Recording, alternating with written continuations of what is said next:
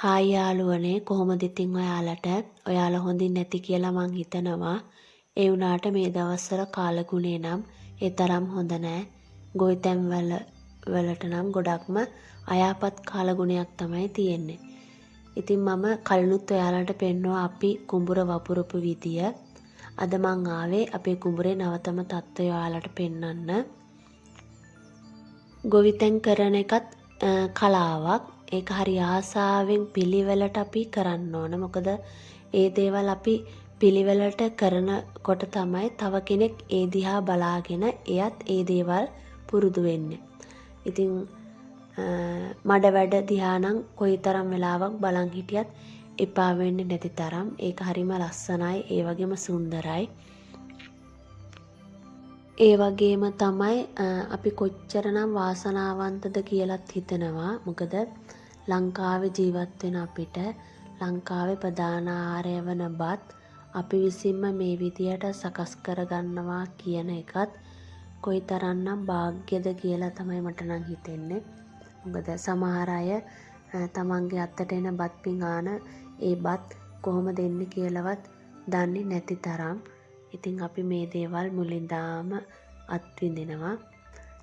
ඔන්න ඉතින් දැන් අපේ ගොයම් දැනට දින 90ක් වෙනවා මේකට.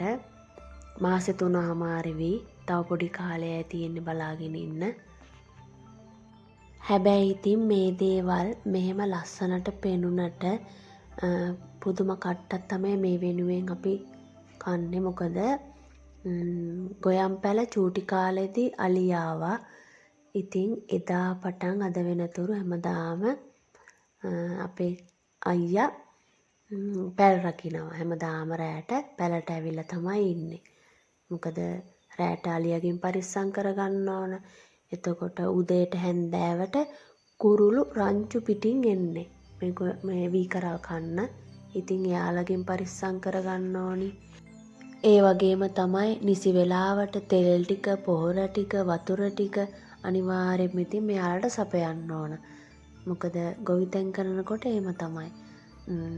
අර පොඩි ළමයෙක්ට කවලා පොවලා හදාගන්නෝ වගේ තමයි ගොවිතැනේදී මුලින්දම්ම ඒ නිසි පෝෂණය අනිවාර්යෙන්ම ලබා දෙන්න ඕන. මොකද එතකොට තමයි අපිට සරුසාර අස්වැන්නක් ගන්න පුළුවන් වෙන්නේ. ඔන්න ඔය විදිහට තමයි වී කරා දැනට. තව පොඩි කාලයක් බලාගෙන ඉන්න තමයි තියෙන්නේ. ඔන්න ඔය විදිහට තමයි ගොවිතැන් කරන අපේ ජීවිත හරි ලස්සනට ගලාගෙන යන්නේ. ඉතින් හැමෝම පරිස්සමට ඉන්න කියලා කියනවා. එහෙනම් තවත් වීඩියෝ එකක් අරගෙන එන්නම්. හැමෝටම බුදු සරණයි.